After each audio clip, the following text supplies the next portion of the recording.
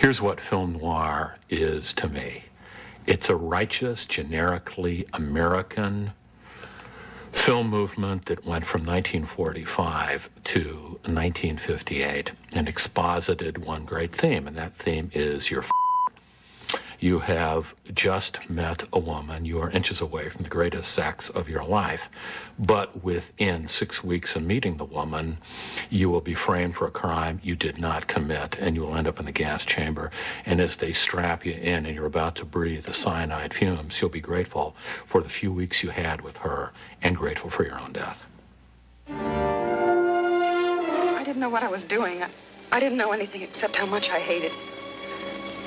But I didn't take anything. I didn't, Jim. Won't you believe me? Baby, I don't care.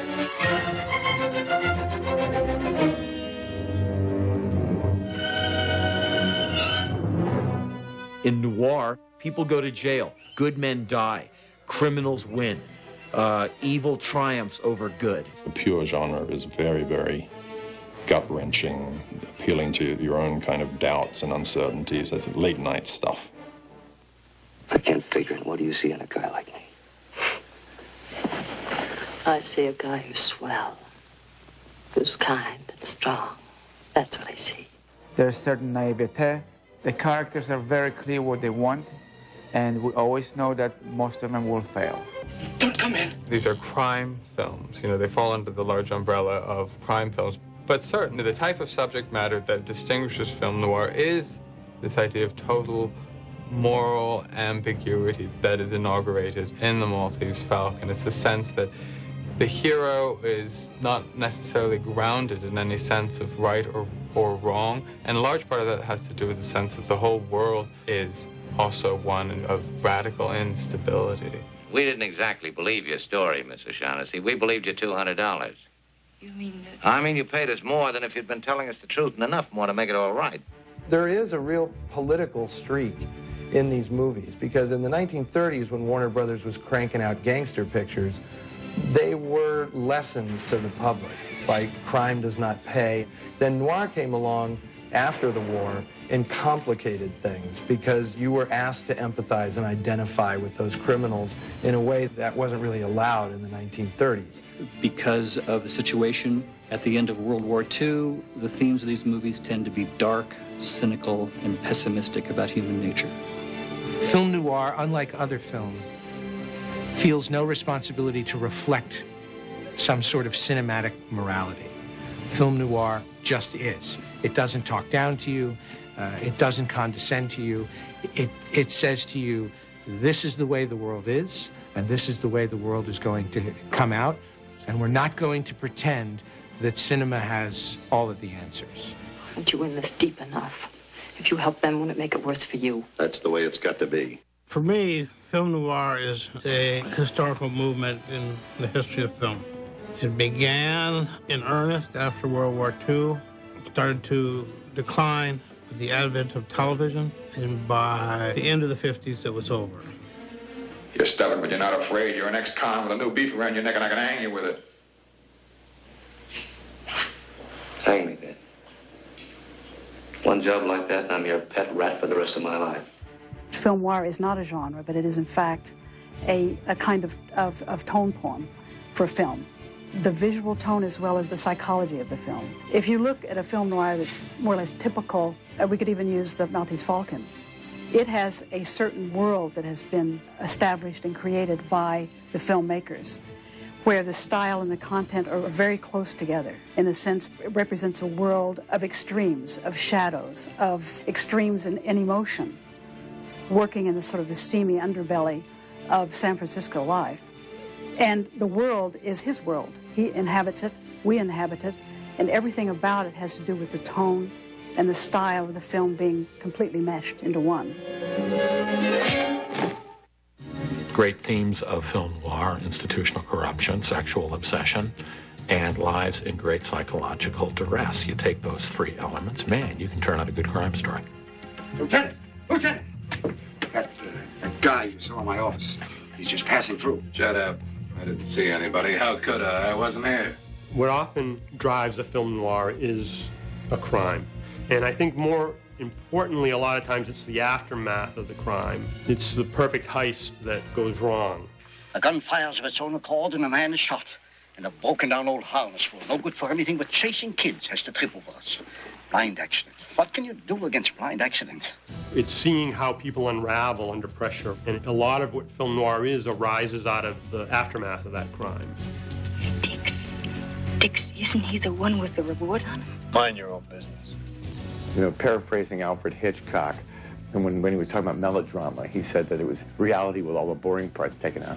Film noir is us, our basic, sexual, greedy, honorable, and evil natures.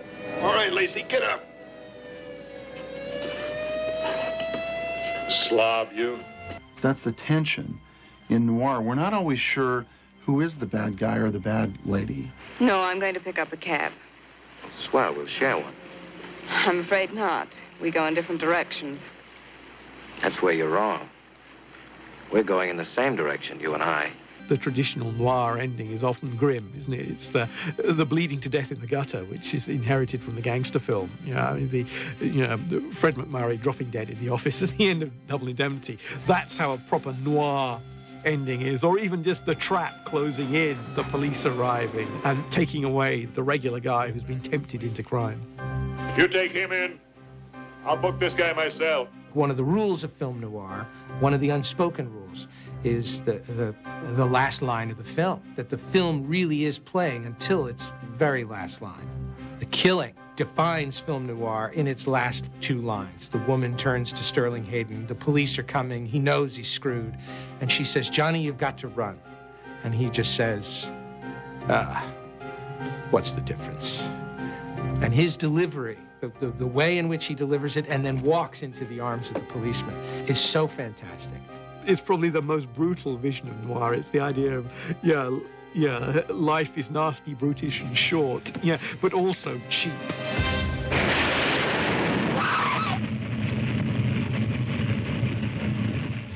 The biggest challenge facing the writers of these scripts was that they had to work within the limits of the production code. So they had to figure out very subtle ways of conveying all this sexuality and greed and lust and all this illicit stuff. We ought to get along fine. I'm a gambler myself. Oh? How high do you like to play? If I told you, you wouldn't believe me. You will find in these films tremendous sexual symbolism. Cigarettes are used in many ways that you didn't really understand. Oh, yeah, that's what the cigarette actually represents. You know, trains into tunnels and all those kind of things.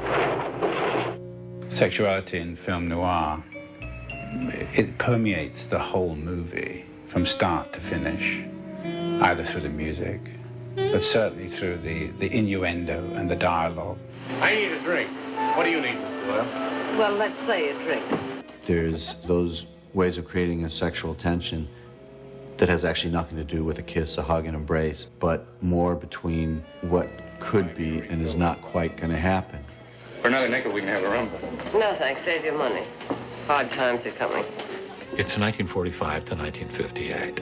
Sexuality has not been bandied about, dissected, discarded, reinvented, demythologized, re-mythologized, and deconstructed the way it has 50 and 60 years later. It still had some panache. It was something that people didn't talk about openly, but did fervently behind closed doors, but in somewhat less volume than today.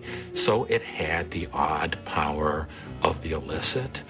And I will only close with this about sex, the great joke of the 1950s. I want to find the guy who invented sex and ask him what he's working on now. It was a very complex phenomenon, noir, this style. It had antecedents in German expressionistic film between 1919 and 1938.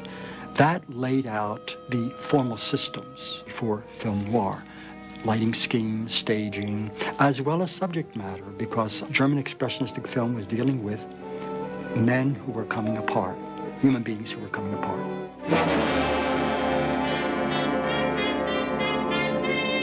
The setting of where they happen is very important, usually urban. settings. That world has to become part of the film noir world. The Tenderloin district or the police precinct district or the seedy, strange places that you go to investigate a crime. It becomes this very precise and contained film noir world. You know, you don't see kids in film noir movies. You don't see a lot of normal things. There is that whole sense of the whirlpool, the kind of a Freudian sense of being sucked down and being lost in the primal mystery. What's the big idea? Well, the environment of film noir is the urban world. In mid-20th century America, it is the depiction of this dark, seductive fantasy world that draws people to these movies above and beyond everything else. It's almost like a fever dream of that world. Men acting bad, women acting bad, people breaking out of the Hollywood stereotype. And I do think the fun of noir is the bad guy you root for. Chiquita, what are you doing here? Get out. You army men might be accustomed to group showers. I like mine alone. What you really need to make something film noir is the character in the first place. And the film noir character is a gray character. That's what's so much fun about film noir, is that you have flawed characters and sometimes deeply flawed characters. But as long as they have a code and as long as they're true to themselves, they can really get away with a lot of behavior that in a normal film would immediately peg them as a villain. You make me do it. Why do you make me do it?